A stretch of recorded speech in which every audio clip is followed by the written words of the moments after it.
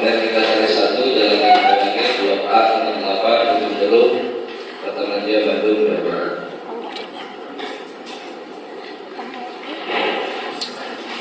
Ya, masuk kan? Itu alamat kantor, alamat rumah di Komplek Neglasari.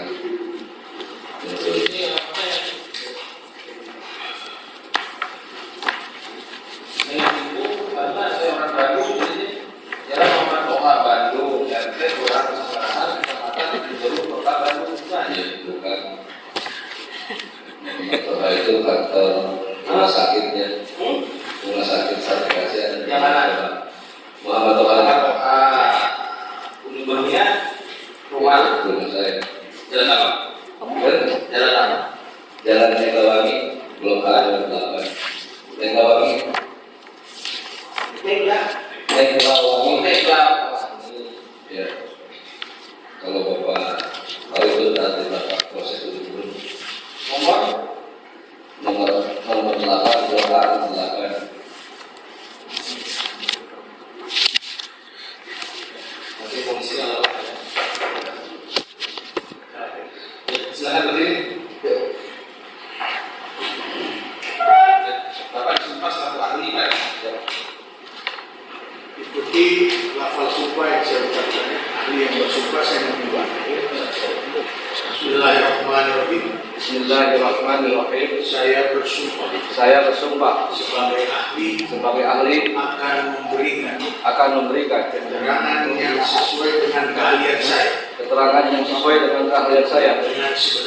Dengan sebenarnya beda lain daripada yang sebenarnya. Silakan dulu Bapak. Bapak ada kurikulum kita? Gimana? Kurikulum kita?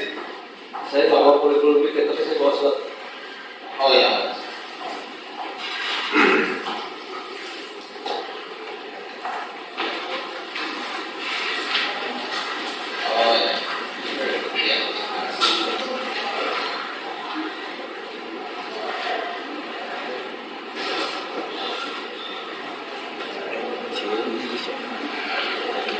Bisa Bapak ceritakan riwayat pekerjaan, kapan Bapak berdinas, terus pernah atau menangani hal yang seperti ini.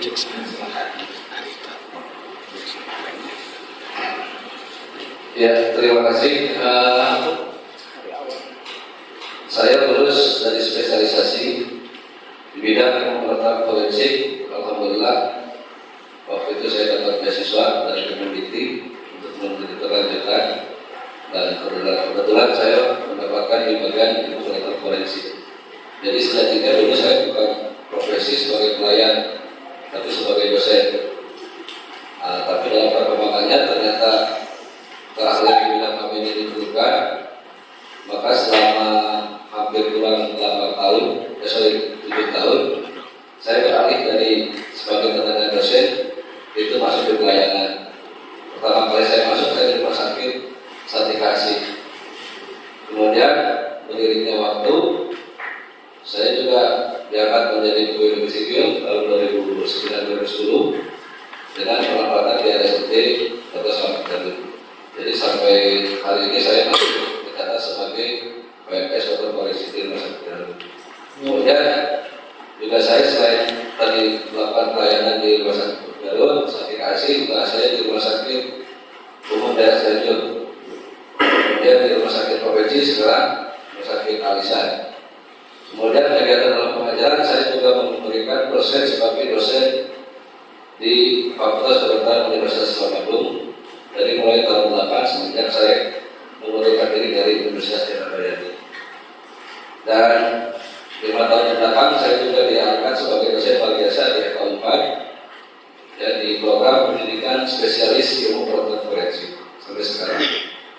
Nah, kemudian pengalaman yang seperti ini, jadi saya lulus dari tahun 2006 dan sampai sekarang berarti sudah hampir 20 tahun lebih sebagai ahli. Kasus yang seperti ini sebetulnya banyak sekali, namanya lebih dari 100. Ya. Jadi sudah istilahnya sudah lebih dari status misalnya medis. Ya, menurut saya kasus ini sebetulnya kasus yang mudah buat saya kalau dari sisi kaca koreksi. Apa yang Bapak ketahui? Jangan lupa di like ya video misteri Mbak Suci. Terima kasih. Apa Bapak tahu atau mendapat tugas untuk Ya, saudara saya itu saya masih ingat saya waktu itu kan sudah 3 tahun yang lalu. Saya waktu itu baru pulang dinas dari rumah sakit Cianjur. Ya, saya masih ingat itu hari Rabu saya bisa ke Cianjur. Kemudian pas saya sudah sampai rumah mau nyampe rumah, ditelepon lah dari rumah sakit Sartikasi yang kebetulan hari itu adalah pikir saya jaga gitu. Ya saya bilang ya sudah nanti saya kesana. Rabu ya Pak ya, tanggal 18 Agustus. Ya sekarang itu pokoknya saya masih ingat pulang dari Cianjur dan kalau saya ke Cianjur itu hari Rabu biasanya. Kemudian ada telepon dari Sartikasi, saya masih ingat waktu itu Pak Budiono yang telepon saya. Nah, ada kiriman katanya dari Subang katanya. Harus apa?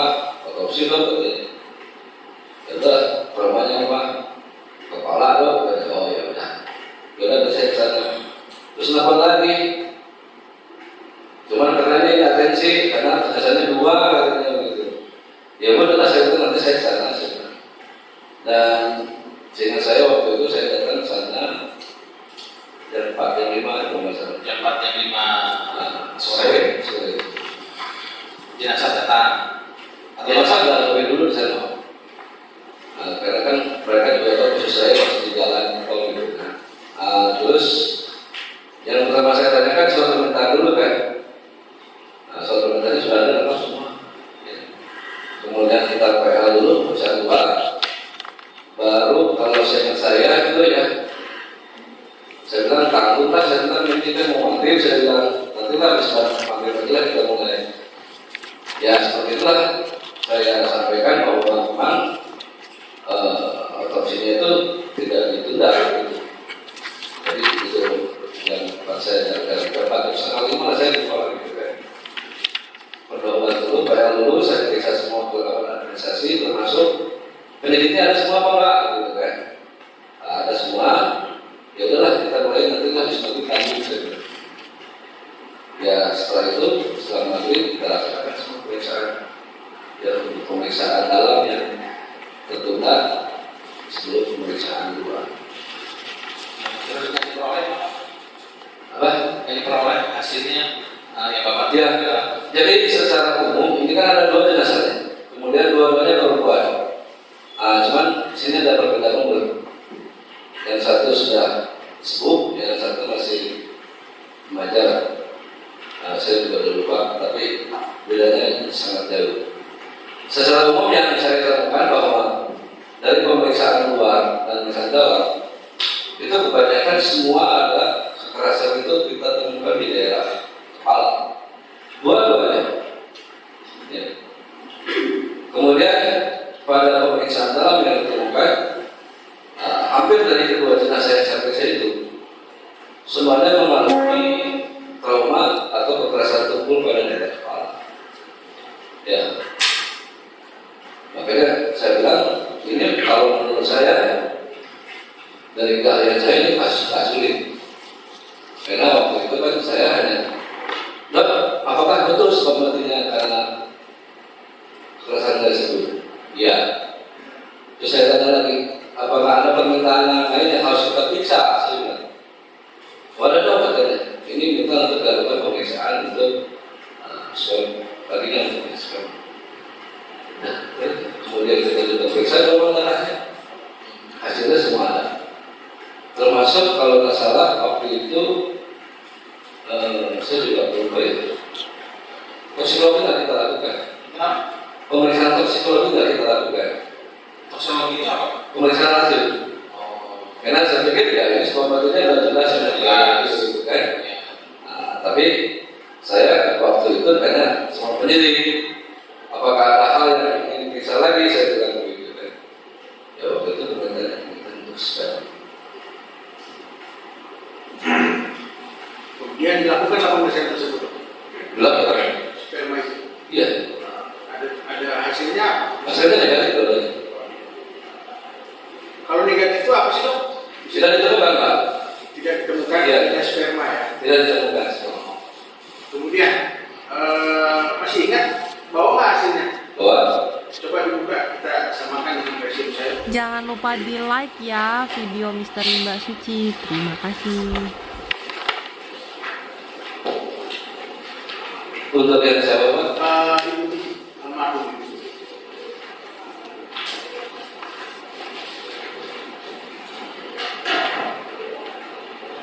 Atau dokter pegang, saya baca dari sini ya. Oke.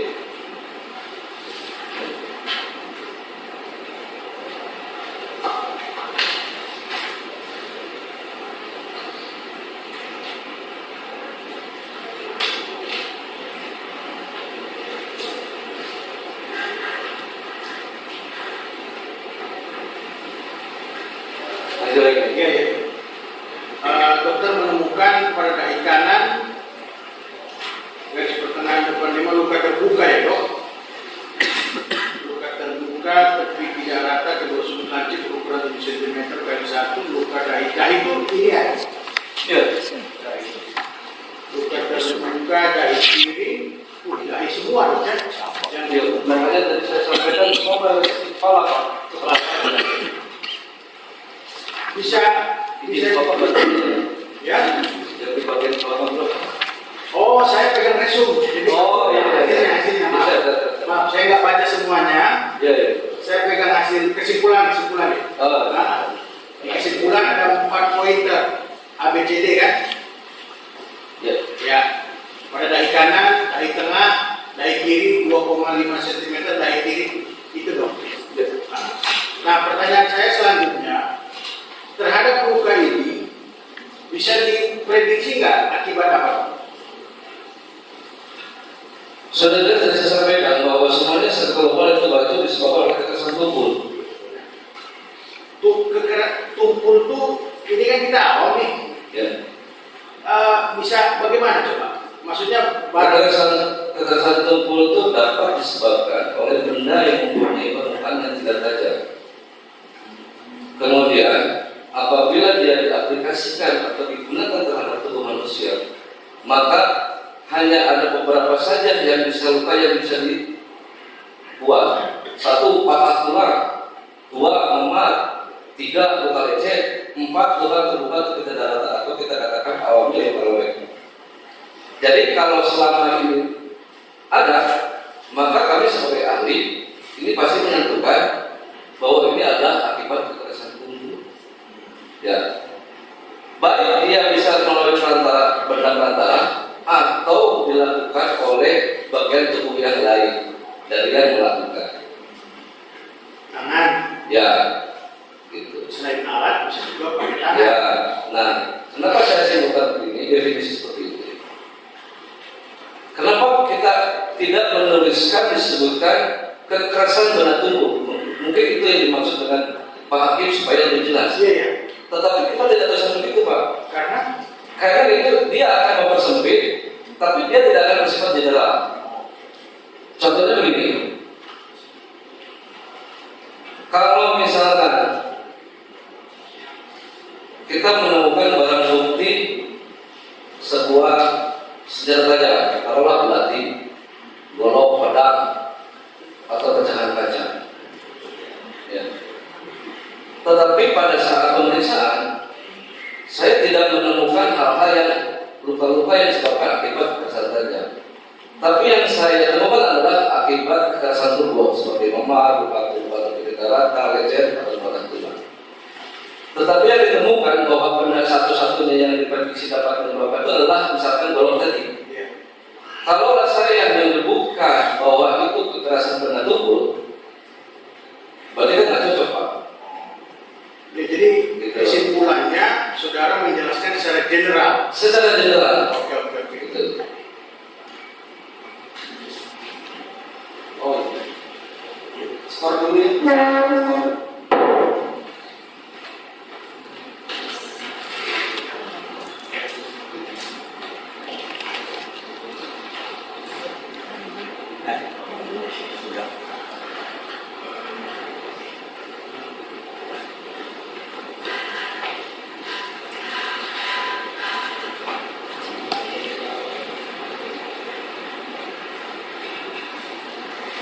Jangan lupa di like ya video misteri Mbak Suci. Terima kasih.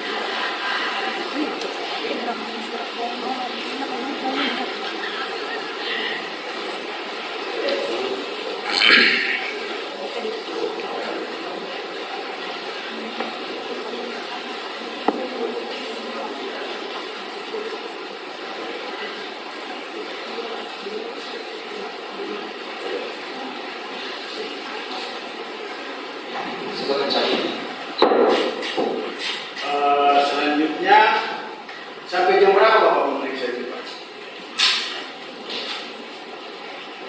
Saya lupa ya, kalau sampai beresnya.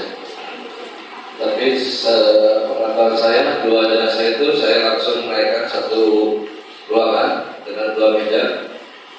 Jadi karena saya melihat bahwa ini ya bisa dikerjakan setelah ini, kemudian lanjut ke planning. Saya pikir kalau dari 2 jam itu.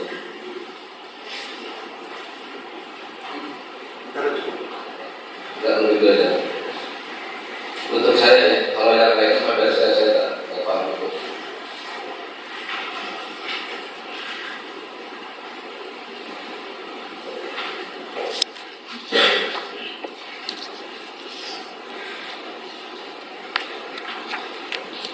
Coba ahli bisa nggak menerangkan kan hasil, walaupun ini sudah ada hasilnya ya, jadi terangkan kondisi pada saat kedua jenazah yang saudara visum. Saya kondisi terus ada luka berapa gitu, lukanya bagian mana saja gitu ya. Terus misalnya nih, apakah ada tanda-tanda kekerasan atau mungkin saya boleh membaca. silakan. Karena saya baru pada. Iya. Ya udah 3 tahun yang lalu. Mungkin supaya tidak terlalu panjang, saya mungkin akan langsung pada kesimpulan. Ya. Akan saya bacakan untuk hasil kesimpulan pemeriksaan luar dan dalam untuk Ibu Tuti Soeharduti.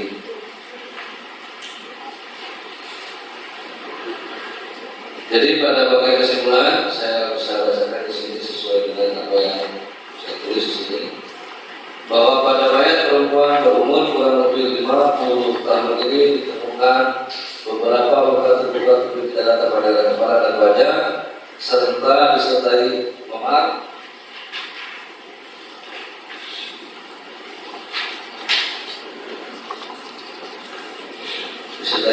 kemudian patah tulang tengkorak, memar patah, Jangan lupa di like ya video misteri Mbak Suci. Terima kasih. bagian dalam.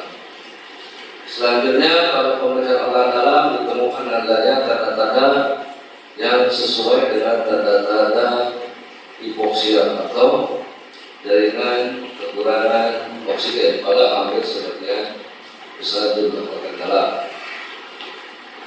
Kemudian di sini disebutkan bahwa jadi lukanya jelas apa yang awalnya berdasarkan pemeriksaan ditemukan bahwa mayoritas seperti yang saya sampaikan ada di kepala dan di daerah wajah. Jadi kalau saya membaca di sini mungkin ada luka di daerah lain, tapi pada saat memeriksa saya nggak terluka.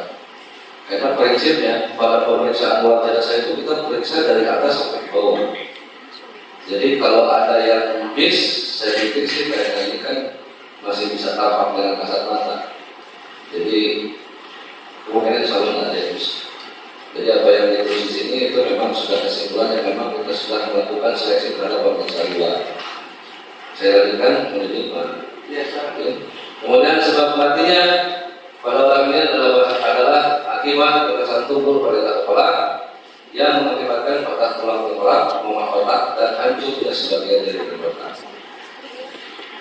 Jadi kalau saya gambarkan di sini bahwa adanya kekerasan tubuh di kepala ini, saya sudah sampaikan kepada penyidik pada awal bahwa ini tidak oleh kekerasan yang minimal, tapi kekerasan yang sangat ekstrim. Ya, artinya kalau dari tindakan mungkin nggak oleh apa namanya keterangannya si pelaku atau yang melakukan, saya pikir nggak mungkin. Pasti ada perantara. Ya, sebelum dia sampai ke tangannya si pelaku, pasti ada benda atau alat yang sebagai perantara yang mengingat sebegitu hebatnya kerusakan sampai hancur, ya, sampai isi apa mungkin saya sampaikan otaknya sampai hancur juga. Oh, tapi sampai tua. Ya, dan bahkan pada pemeriksaan saya mohon maaf saya sampaikan begini, karena ini memang faktanya. Kalau mungkin Bapak melihat sebelum kejadian itu, mungkin begitu kejadian itu setelah lihat trauma itu mungkin agak sulit mengenalinya Pak.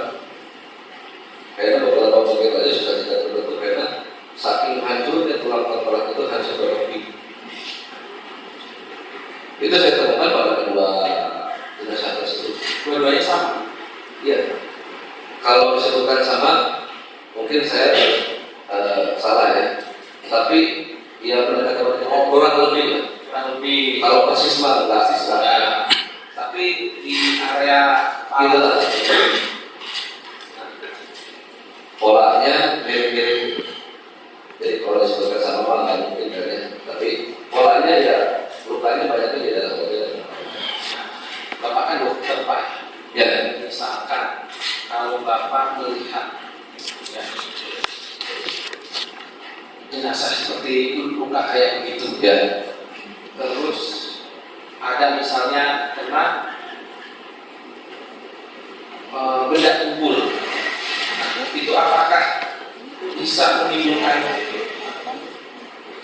muncratan darah, misalnya yang kena bagian kepala? Ya, mungkin saya koreksi sedikit Pak Hakim, mohon maaf. Ya.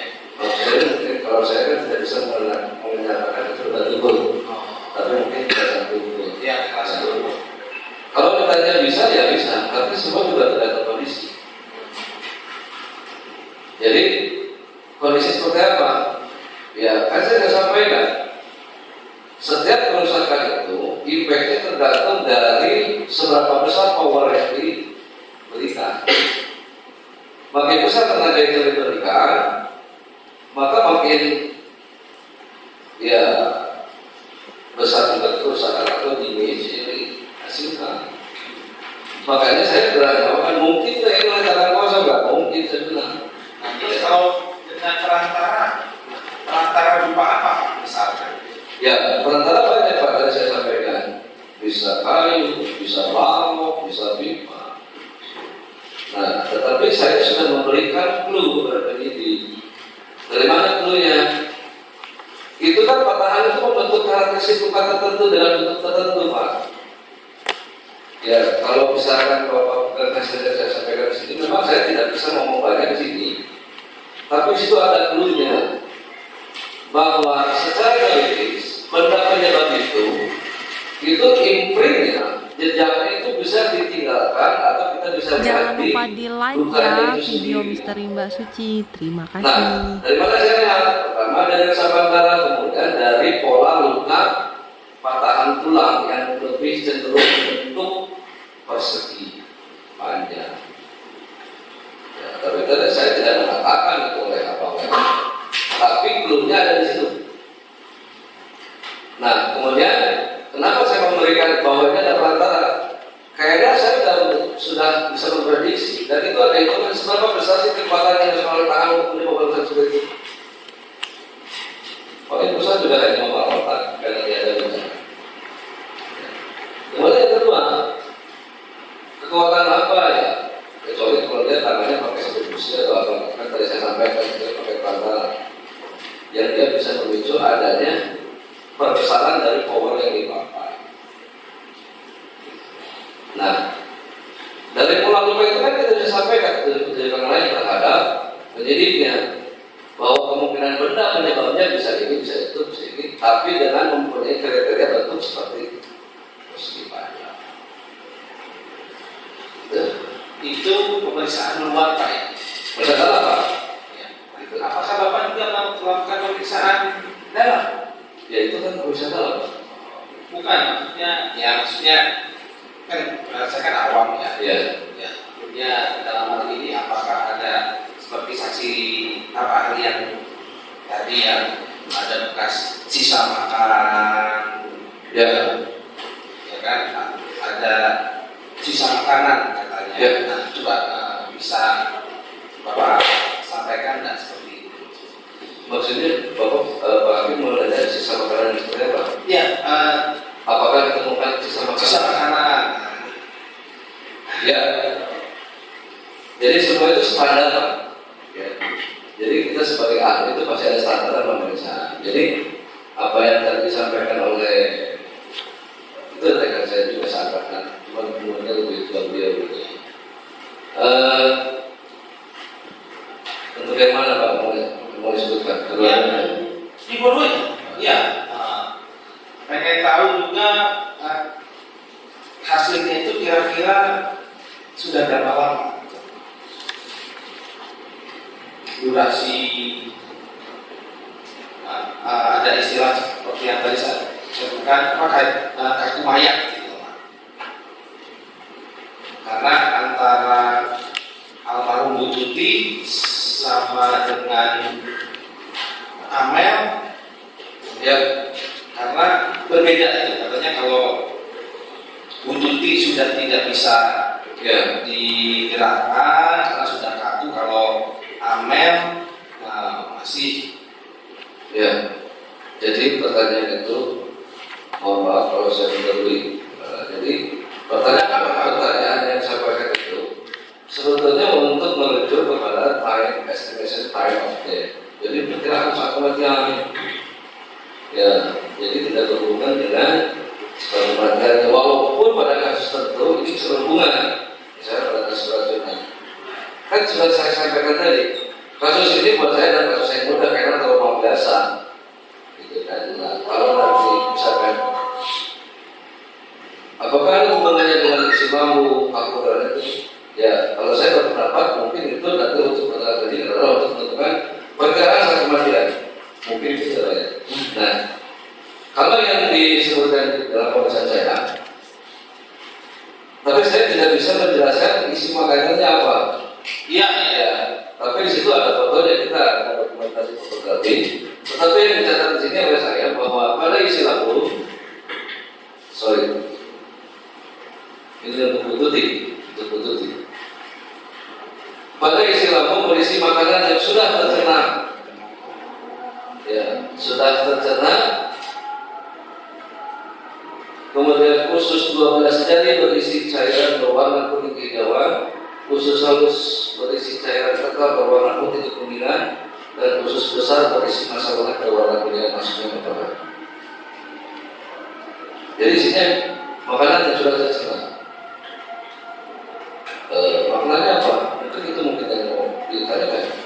Ya makanannya berarti sebelum dia yang bersangkutan meninggal, ya, Dia sudah 6 jam Jangan dari lupa saat di like pagi. ya video misteri Mbak Suci. Terima kasih. Perkiraan 6 jam. 6 jam dan sudah setengah. Kurang lebih 6 jam, karena kalau sudah 6 jam biasanya dia kosong. Jadi kalau masih ada makanan yang sudah setengah, berarti dia kurang dari 6 jam setelah makan terakhir. Begitu. Tadi sudah saya sempat tanyakan juga, Pak. Ya. Apakah itu berupa bisa nggak makanan ringan gitu terdeteksi? Apapun, Pak, kecuali air. Oh bisa juga. Kalau air langsung, Pak, dia nggak pernah dia menelan dulu di lambung. Kecuali kalau dia banyak, maka di dalam purvatura mayor itu dia pasti melemah. Tapi kalau saya pasti langsung lewat lambung. Dia dari Itu untuk korban membutuhkan ya. betul ya. Kalau Amer,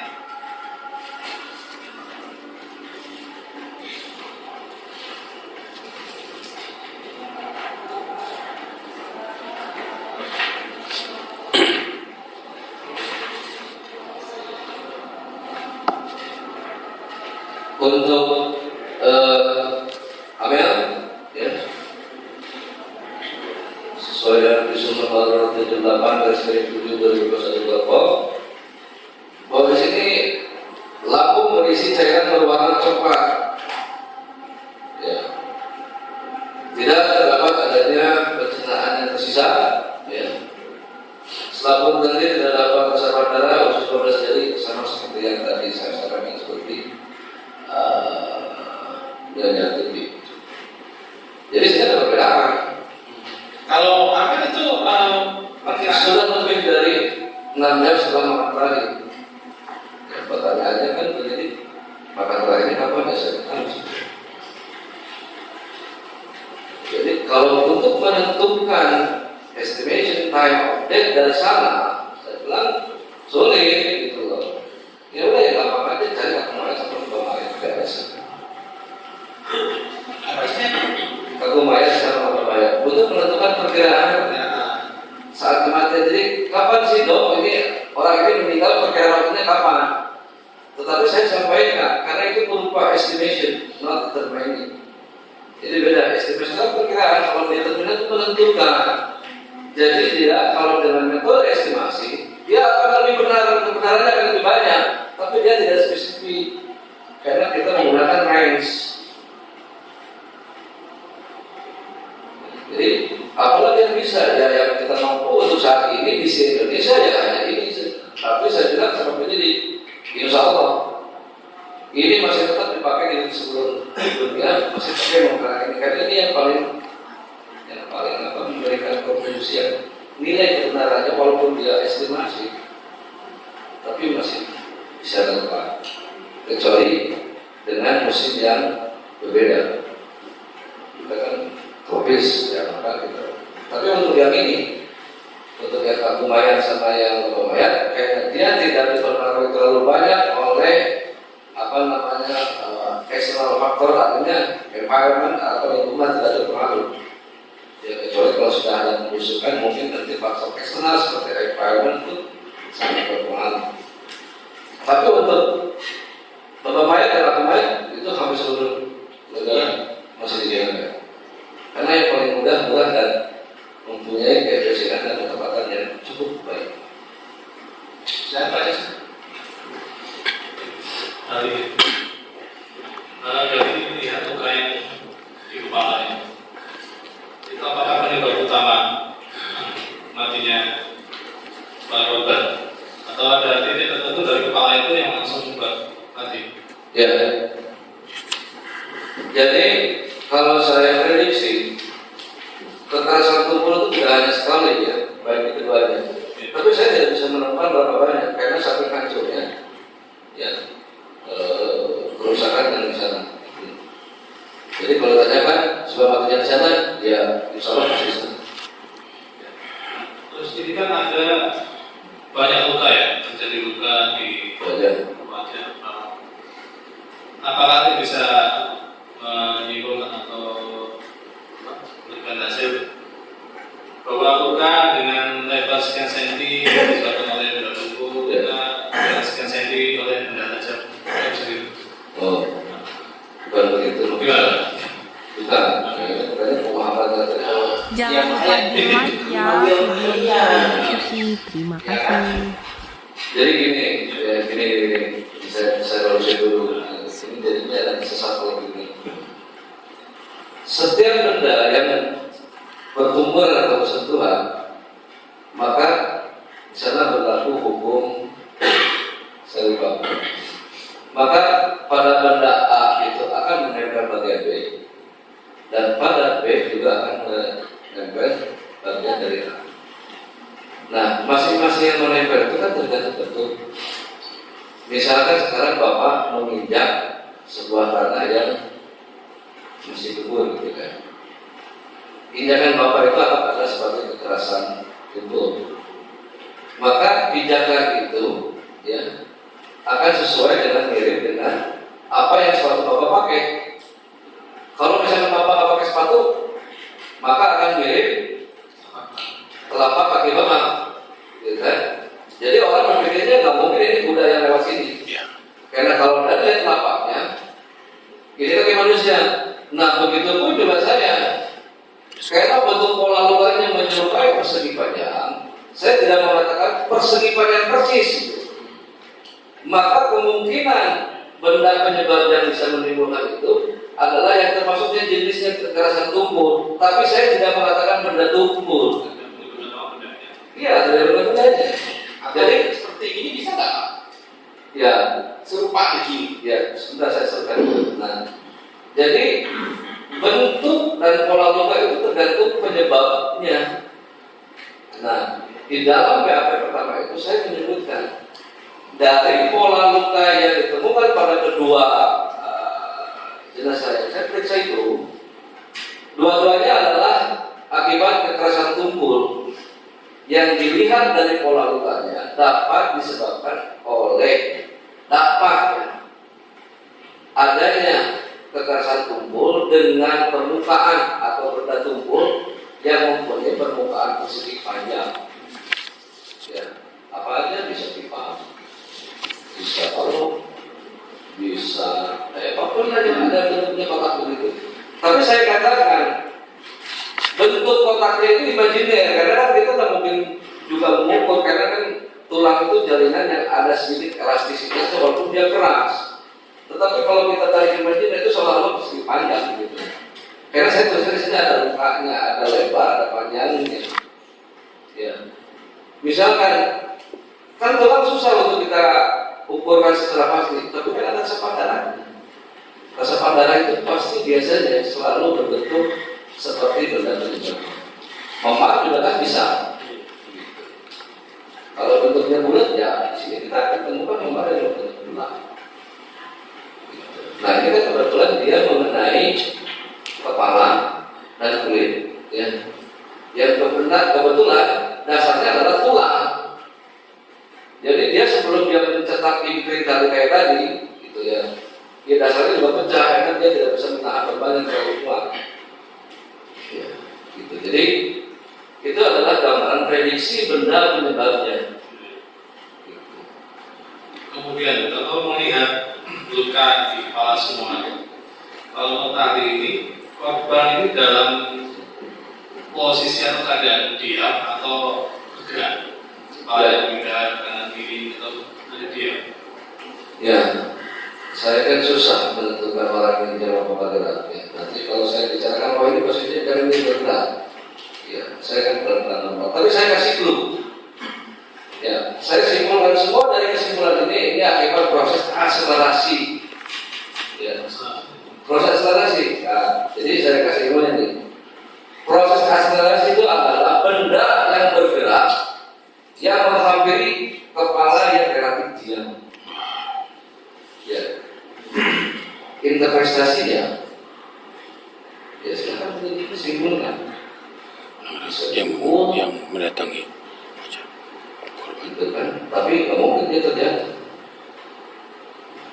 Pasti itu akselerasi. Kenapa? Kepala diam. Ya, benda yang bergerak menghampiri kepala yang relatif diam. Itu namanya akselerasi.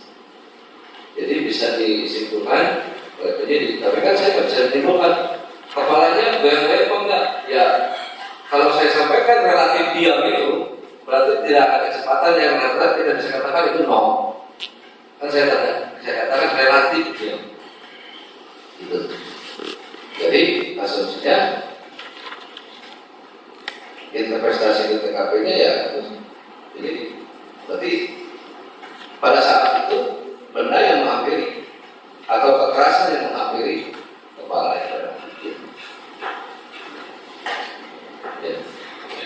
Kemudian di wajah, selain di wajah, apakah ahli juga meneliti di bagian tubuh yang lain seperti tangan, kaki, lengan? Kalau yang saya sebentar saya cek dulu ya.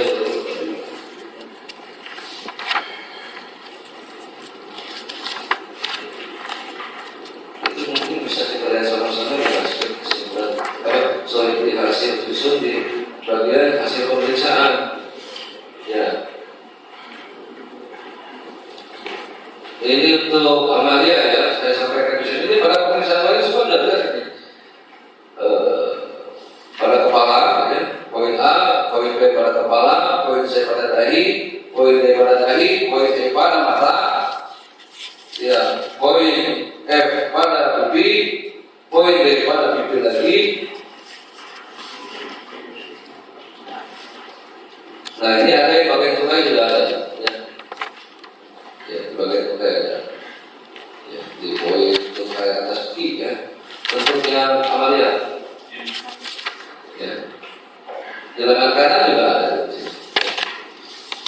Jadi bisa disimpulkan mungkin ada juga apa istilahnya itu tapi dari perspektif ilmu forensik kan. Jadi mungkin juga kan ini yang seperti sampaikan yang menimbulkan kekerasan dia bukan benda mati kan. Dia yang saya pastikan bahwa pada saat dia mengalami kekerasan tersebut dia dalam kondisi hidup. Ya minimalnya masih ada sedikit lawanan. Kemudian di wajah lain juga ada lubang di mata, Bukan lubang, memar. Ya. Itu disebabkan oleh pukulan tangan atau benda Sesaat lagi ini. Jadi itu namanya raccoon eyes, ya, atau bril hematom. Jadi itu biasa terjadi pada orang yang mengalami kekerasan pukul dari kepala yang hebat. Ya, kenapa saya katakan hebat? Dia tidak hanya di dahi, pecahannya itu patah tulang sampai ke dasar tulang tengkorak. Ya. Jadi kalau mengatakan ini pukulannya memar kayak di Toyopi, iya, pokoknya kalau saya yakinnya itu. Jadi kekerasan tubuh yang hebat tadi. Kekerasan tubuh pada kepala yang sangat hebat itu bisa menyebabkan raccoon eyes pada kedua bola mata. Raccoon eyes atau bril hematom. Ya. Jadi kalau ada orang ahli mengatakan bahwa kekerasan tubuh, Anda tanya dulu Pak saya. Ya. Pak saya ini lagi makan di tempat kami, pasti dia tahu kalau ada kekerasan tubuh yang seperti itu dan seperti mata raccoon, ya itu dipastikan dia ada kekerasan tubuh di kepala yang menyebabkan patahnya. Ya, efek sana lah. Kemudian sampai tulang Jadi sebenarnya adanya gambaran itu tidak disebabkan oleh kekerasan yang lain, tapi memang dampak dari kekerasan yang ada di ya. Tadi ada luka-luka yang ada sampai tulang-tulang pecah, ya. mata sampai ada retak ya. Itu kalau dari bendanya itu dari benturan hingga seperti besi, kayu atau benda keras yang macam apa? Ya, saya tidak bisa menyebut pokoknya ada benda yang keras, ya. Kan nggak mungkin pempek gitu. Pasti nggak mungkin ya. Kayu juga kan kalau bapak katakan lunak kok mana ada kayu yang lunak gitu, kan ada ngomong kalau kayunya kalau besi. Jadi di situ pasti kekerasan. Jadi apapun bendanya itu Jangan lupa di like ya video Misteri ya, Mbak terus Suci. kemudian Terima kasih. dia menyerupai posisi banyak apa enggak? Ada bagian yang itu enggak. Saya kan kalau saya akan kembali ke paham kebanyakan. Mungkin kan benda ini, ya tinggal cek aja ada nggak bagian dari benda ini yang menyerupai ukuran seperti itu. Nah, dikaitkan dengan itu, waktu penyidik minta untuk berotopsi, kemudian dibawa juga contoh alat-alat. Nggak ada. Sehingga ada cocokan lingkungan ini. Nggak ada. Tidak. Yang seingat saya waktu itu yang dibawa itu waktu dia BAP berapa pertama ya? BAP kan dia nanya itu perkiraan penyebabnya apa? Ya saya bilang tadi sesuai dengan fakta tadi. Nah terus waktu itu si penyidiknya apa yang dia kira-kira ya saya bilang di pada penyidiknya, tapi saya kan tidak mau penyidik, kan? Kira-kira apa benda ada yang di sana yang menyerupai benda ini? Saya bilang gitu, betul seperti ini, betul. Ya terus waktu itu ya kedua dia bawa ada pipa, ada dongkrak, termasuk ada yang psikolognya. Ya, terus dia nanya mana yang paling mungkin ya karena ada udah saya aja. Dongkrak mana ada yang untuk kayak gini saya bilang. Ini pipa itu kan ukurannya gede. Ini segini Ya itu ada segede atau balok atau kotak gitu kan. Ya, terus kalau ini dok katanya apa namanya psikolog, ya ada cari, ada tuh bagian yang mirip seperti itu. Wah ada dok ini ya udah terserah anda akan pakai itu silakan. Cuma saya tanya, itu benar bukti yang anda sampaikan kepada saya itu dapatnya dari mana? Dari TKP ya udah terserah gitu. Cepat saya kan tidak mengatakan benda itu yang dipakai. Ini salah. yang terakhir. Ini dari banyaknya luka ini dan pecahan setelah itu, berarti tidak lebih dari satu kali ya dilakukan. Ya, sekali. Kenapa? Kalau satu kali kan berarti kita tidak akan menemukan sisi yang lain. Ini kan kalau melihat di dalam itu masih pada dahi. Pada dahi itu kan posisinya ada yang sebelahnya. Ya, cuman saya tidak bisa pastikan ini berapa kali. Kalau paling gampang ya itu hanya berdasarkan jumlah itu yang ada, ya mungkin seperti itu. Kan saya tidak bisa sebutkan. Misalkan 10 kali pukulan, ya pertanyaannya emang pernah semua gitu kan? Kalau yang menanya 3 ya itu sesuai yang saya lihat dari faktanya. Kalau lihat pola luka di korban Bu Tuti ini, menurut ahli, apakah lebih dari satu alat yang digunakan untuk melukai atau lebih?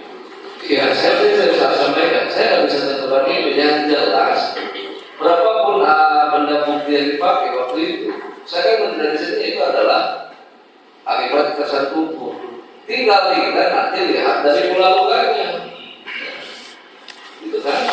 Nah, masalah berapa nanti bisa kan sudah berapa ya saya tidak tahu. Ya tadi kan sudah saya belumnya, tapi mayoritas yang saya temukan ya seperti yang saya sebutkan sesuai dengan hasil pemeriksaan. Memang polanya tidak pas-pas, tapi polanya ada memanjang antara Ibu Tuti dengan ambil ya. Misalkan kalau Ibu Tuti ukuran resapan darah dan pola perusahaan struktur tulang itu misalkan ukurannya 6 kali 10 gitu kan. Nah, yang Amalia itu paling dari situ misalkan 5 kali 8. Jadi bisa simpulkan ya kita ambil yang paling luas.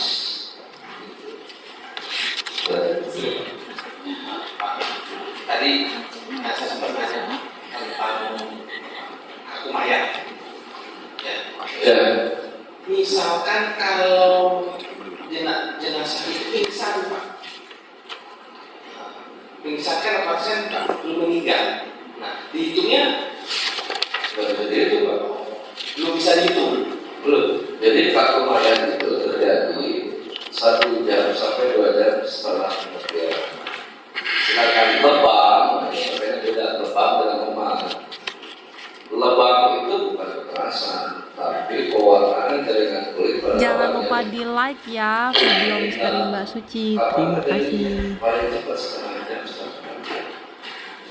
Ya, jadi kalau hanya bisa dia tidak akan mempercepat, tidak akan memperlambat orang masih hidup kok. Atau begini, misalkan orang yang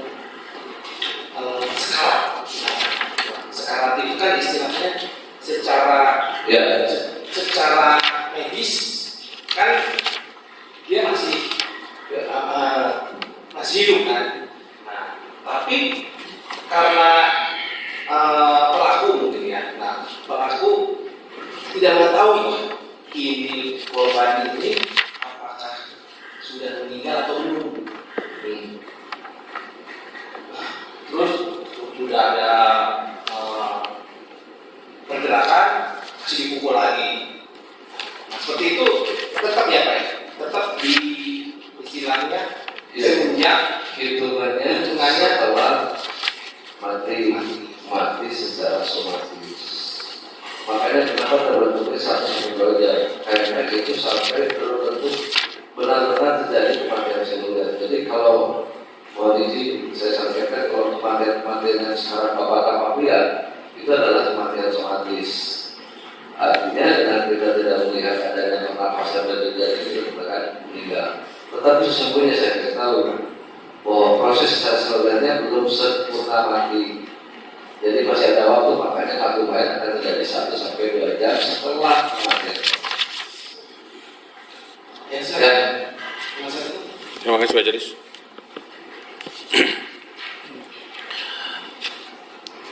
Menyambung yang barusan, berarti dibutuhkan waktu 1 atau 2 jam ya? Ya, setelah kematian somatis. Makanya kalau jenazah itu nunggu dulu beberapa jam baru keluar rumah sakit itu mungkin barangkali. Kalau dikeluarkan dari rumah sakit suka menunggu dulu beberapa jam dikeluarkan. Ya, tapi sebetulnya mah kalau yang paling cepat harus tunggu 1 sampai 2 jam. Kan tadi ada yang disebutkan. Udah kalau sudah terbentuk kartu sebagai tanpa bayar kan setengah jam cepat. Ya boleh dirilis itu. Aturannya memang begitu Pak di rumah sakit. Nah, jamnya kira-kira berdasarkan hasil temuan ahli pada saat itu jam berapa untuk perkiraan jamnya, ya, range-nya? Kan karena saya tadi periksa kurang lebih Jam 9. Ya. Dilihat aja semua.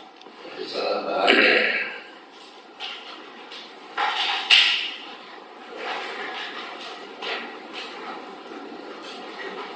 Jadi sini saya bawa aslinya, laporan obduksinya ya. Nih kita lihat untuk ini 3. Ini laporan obduksi aslinya. Jadi kita mendalami visum itu dari sini. Ini dikatakan jam 14.53 waktu dia datang. Ini saya belum datang nih, gitu kan. Jadi kalau kita lihat dari sini dari hasil PR-nya, ya, atau bisa nanti kita hitung dari pertama saya melakukan pemeriksaan, ini semuanya bisa dihitung. Taruhlah ini kita jadi dengan keadaan kaku dan lembaga yang saya periksa, jadi estimasi saat kematian itu antara kurang dari 8 sampai 12 jam, ya. Jadi itu yang mesti kita kurang, ya. Kurang dari 8 sampai 12 jam. Kenapa? Karena kakunya belum lengkap dan lembabnya masih menghilang pada penekanan. Ya, jadi penekanan itu dasarnya. Jadi pada pemeriksaan ini memang kita masih periksa bahwa lembabnya masih menghilang pada penekanan. Ya, kemudian kakunya belum lengkap. Nah, jadi perkiraan saat kematiannya berdasarkan prediksi itu, ya, perkiraan antara kurang dari 8 sampai 12 jam. Nah, sekarang kita tinggal pakai.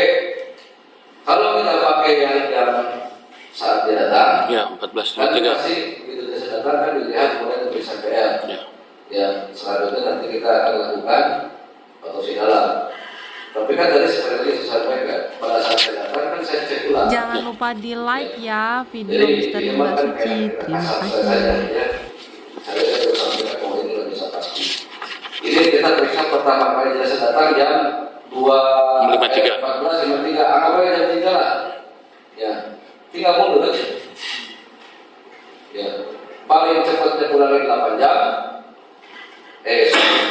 Ya, paling cepatnya kurangi 8 jam. Paling lamanya kurangi 12 jam.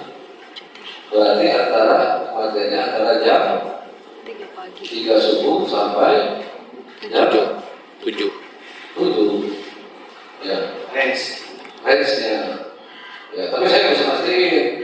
Jam 5 baru saya nggak tahu, maka saya kira bukan malaikat. Ya. Nah, terus kalau kita lihat dari hasil pemeriksaan yang di visum, Ya. ini kan agak berbeda ya, karena itu mungkin setelah kumulatif saat pemeriksaan semua dilakukan oleh ahli oleh saya. Ya. Itu cuma bapak bisa data sekitar jam berapa kira-kira. Di pendahuluannya Pak, di pendahuluannya. Saya Pak beli itu.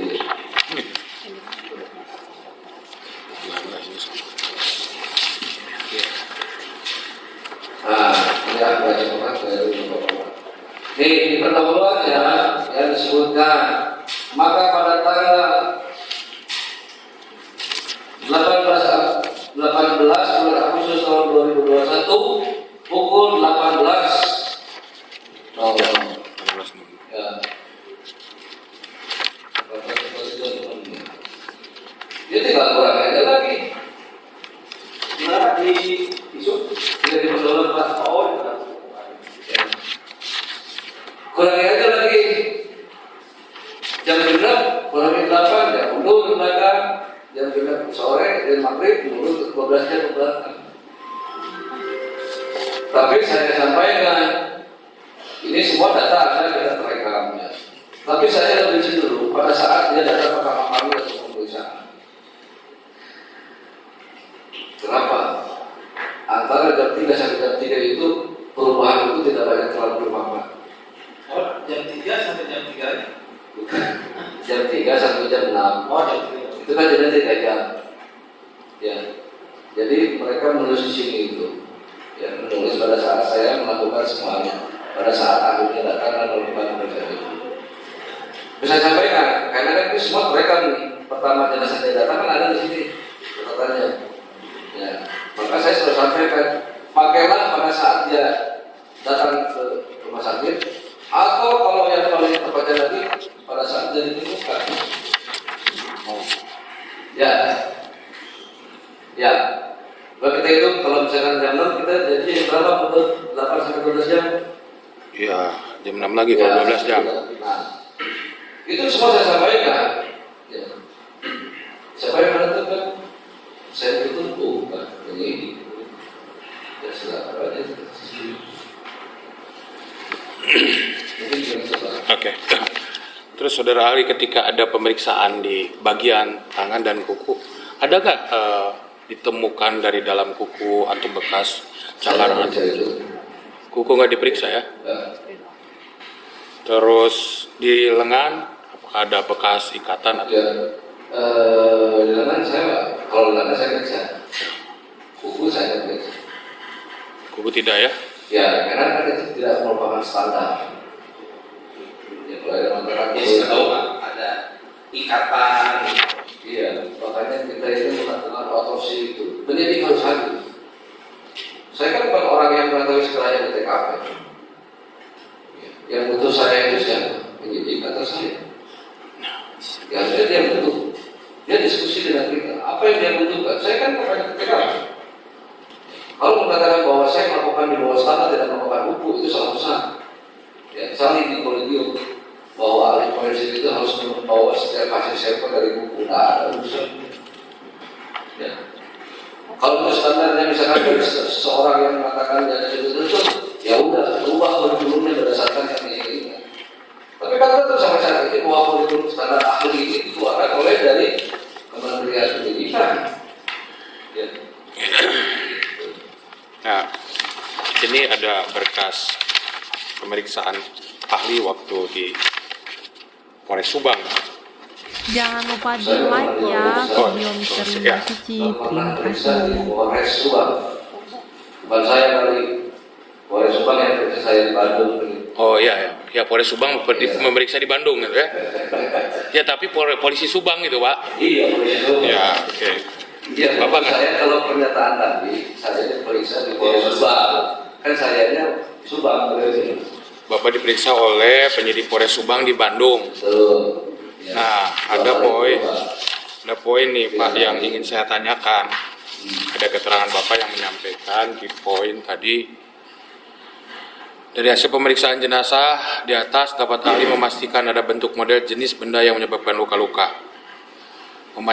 Jawabannya kurang lebih begini, memanjang yang dapat disebabkan oleh kekerasan tubuh dengan benda penyebab bentuk kotak memanjang atau silindris memanjang seperti pipa. Kurang lebih seperti itu tadi penjelasan. Ya. Seperti persis yang tadi sampaikan. Kemudian nomor 8-nya begini, bahwa terhadap luka terbuka tapi rata dapat disebabkan oleh kekerasan tajam. Sedangkan untuk luka terbuka tapi tidak rata disebabkan oleh kekerasan tumpul. Namun perlu saya jelaskan bahwa dengan adanya luka terbuka tepi rata yang disebabkan oleh kekerasan tajam, tidak berarti bahwa benda yang digunakan adalah senjata tajam. Iya. Bukan ya, bukan senjata tajam Pak ya. Bukan senjata tajam. Tumpul, kekerasan tumpul. Sekarang gini.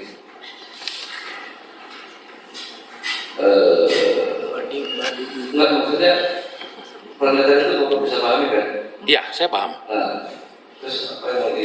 Ya makanya ini ada pernyataan ya bahwa memang meskipun Ya tadi saya sampaikan itu untuk menjawab bahwa kalau saya menjawabnya seperti yang tadi dimaksudkan lengkap gitu kan, soalnya itu lengkap dan kekerasan benda tumpul gitu.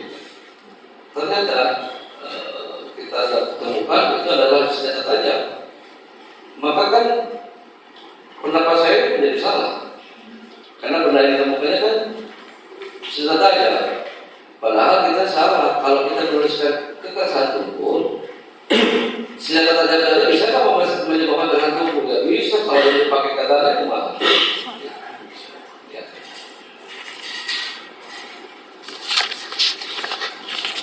Ya, karena kita sebagai ahli kita hanya bisa memberikan pendapat dari terhadap apa yang kita periksa, tapi kita tidak bisa memastikan. Makin kita terlalu spesifik, saya kira saya tidak berani. Saya terus terang aja, selama saya menjadi ahli, kasus-kasus ini sebenarnya kasus yang tidak mudah, tidak sulit dari sisi forensik, tapi dari sisi pembuktiannya. Nah, terus saya bilang, ya Anda jangan nyalahin ahlinya.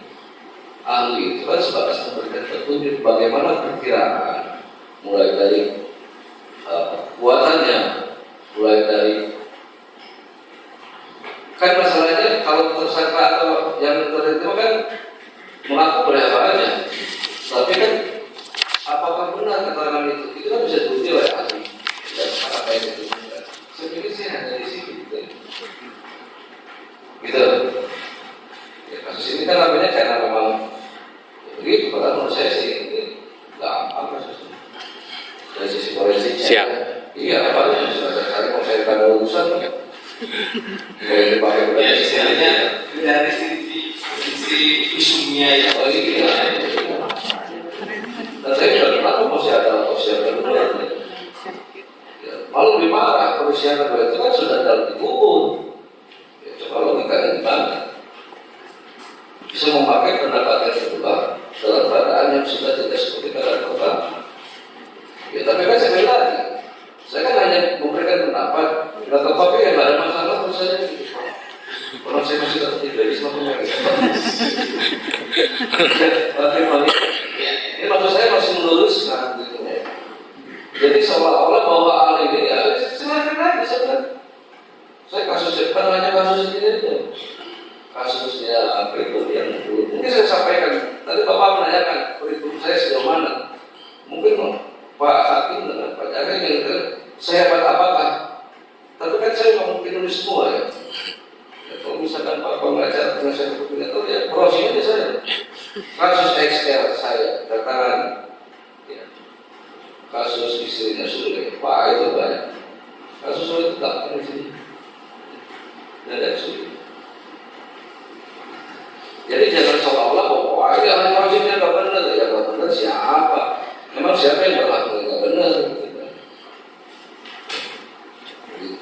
di lanjut majelis. Mohon izin Mbak Ali tidak bermaksud berpendapat seperti itu. Enggak. Tapi kami hanya ingin mempertanyakan apa yang ada di dalam BAP. Kami tidak meragukan kapasitas ahli hadir di sini tentunya. Kami hanya membandingkan dengan keterangan dan informasi yang sebelumnya kami terima. Kemudian kami cocokkan dengan keterangan ahli dalam kapasitas sebagai ahli. Dilanjut oleh rekan kami majelis. Baik ahli, dilanjutkan. Ini hanya untuk mempertegas saja, karena kami sangat tegas saya. Yang tadi kurang tegas. bukan ahli. Ini kenapa kami tanyakan lagi? Iya, iya. Tadi kan ahli mengatakan bahwa dalam ketika ahli melakukan pemeriksaan terhadap jenazah, itu kan juga ditemani oleh penyidik. Harus ada penyidik di sana.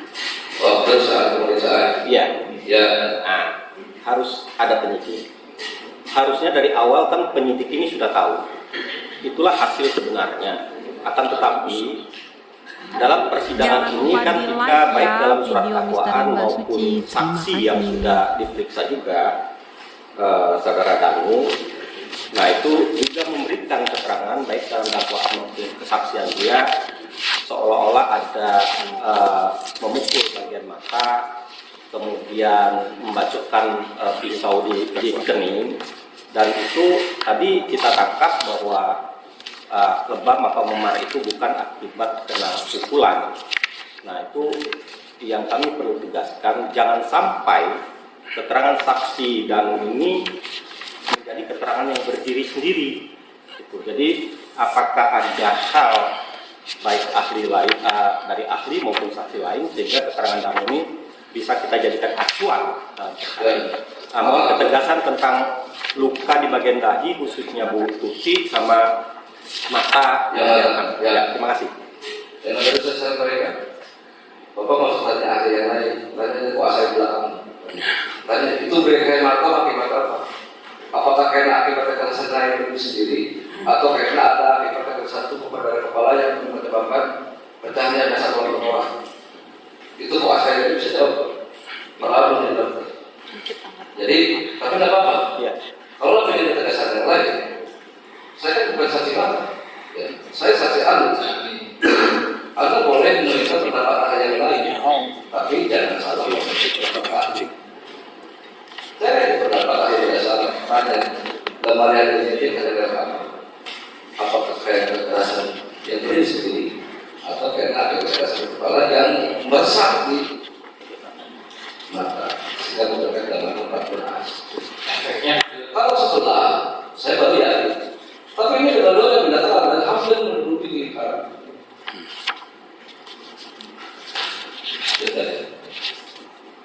Saya tegaskan sekali lagi, saya yakin itu bukan kekerasan yang lain, tapi dampak dari kekerasan yang kepala yang sampai membesarkan satu kepala. Ya. Kalau ingin tegaskan tegas lagi, saya tanya yang lain yang ini. Tapi saya pikir saya sudah menerangkan situ, saya yakin. Ya. Saya juga tidak akan mempertaruhkan dari muda saya sebagai ahli. Ya.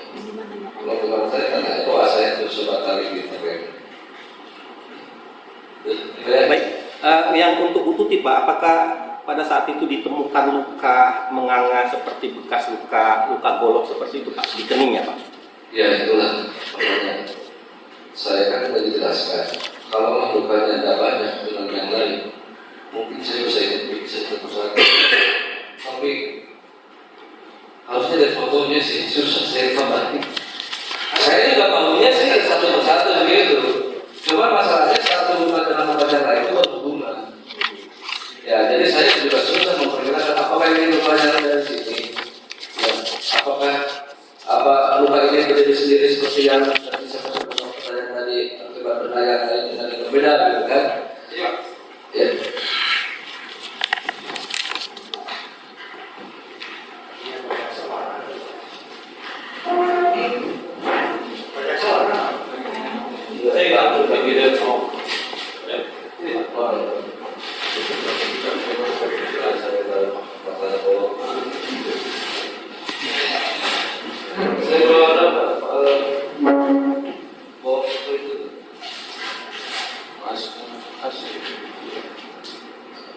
foto revisi itu ada foto.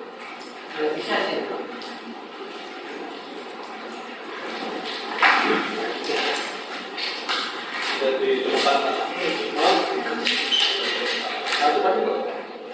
Ini kalau ada ini saya sudah. ini Oh, Ini keluar. ini nah.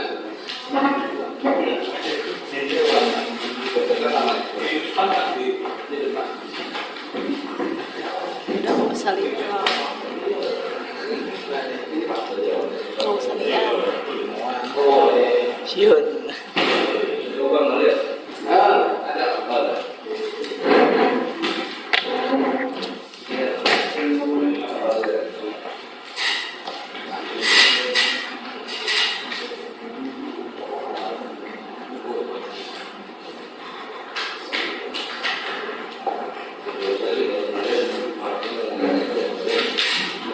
Jadi kalau kita bisa separasi, kita akan separasi. Jangan lupa di like ya video Misteri Mbak Suci. Terima kasih. Ya. Perwakilan. Cocok-cocokan. Kalau kita harus berdasarkan mana yang dimana, apa yang di apa, harus coba. Ada yang pasti coba saya bisa baca. Ya, mana? Kan susah kalau saya jelaskan kan ya. Makanya dalam kasus-kasus forensik itu, sebenarnya kalau yang kita tuliskan itu, kita sulit menerjemahkannya secara bahasa awam. Makanya selalu kami bikin dokumentasi. Kalaulah ada sesuatu pertimbangan yang seperti yang saya katakan tadi, kami kan nggak ada urusan ya.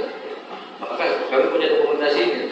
Biar semua orang bisa lihat dan kalau yang ada di sini semua dipakai segel. Ya, ada identitas, saya ambil fotonya, yang maksudnya siapa, kapan dia berada di situ. Jadi maksudnya kalau dalam hal perkara begini, kan saya susah kalau ngomongnya. Bapak juga baca mungkin nggak kebayang ya. Nah, maksud saya dalam hal itu, maka dokumentasi itu selain kami dokumentasi tertulis juga kami dokumentasi fotografi. Walaupun ini secara pengadilan tidak bisa diterima gitu kan, tapi proses itu kalau ada hal yang seperti ini, ya saya lupa menanggapi ya. Dan dengan tanya saya 3 tahun yang lalu kasus saya kan banyak. Anda menyusahkan saya. Nah itu kan menarik itu. Nah kalau ada pemerintah saya sama kuasa. Kalau ada ahli yang mengatakan bahwa itu akibat kekerasan dan mandiri, ya Bapak bisa pertanyakan ke ahlinya. Benar, saya bukan mau karena kan saya ahli. Anda boleh cek silakan. Jangan kan sekarang Anda punya fotonya pan, googling aja. Kamu naik coba. Bukan dokter. Nah iya makanya di Google itu kan bisa dilihat. Ya mungkin itu Pak. Ya Pak, ya Pak.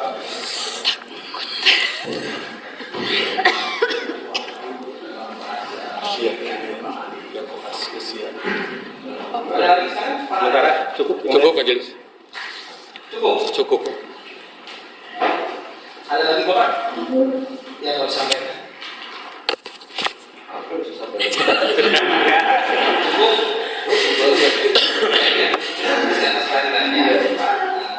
Nah, cuma satu hal mungkin ya. Tapi ini di luar pertanyaan saya. Jadi sekali lagi saya sampaikan kepada majelis hakim kepada kerajaan saya dan penasihat hukum. Jadi forensik itu, ahli forensik itu catat sekali lagi, kita tidak untuk menentukan siapa pelakunya. Ya, paham Pak. Jadi jangan sampai kita sebagai ahli, tapi ngomong-ngomong terus saja. Salah itu sesat. Ya. Saya memberikan blog itu karena saya bukan sebagai paranormal, tapi itu ilmiah bisa dibuktikan. Barara. Ya, istilahnya tuh ya Pak. Dan itu sebesar bertanggung jawab secara keilmuan saya.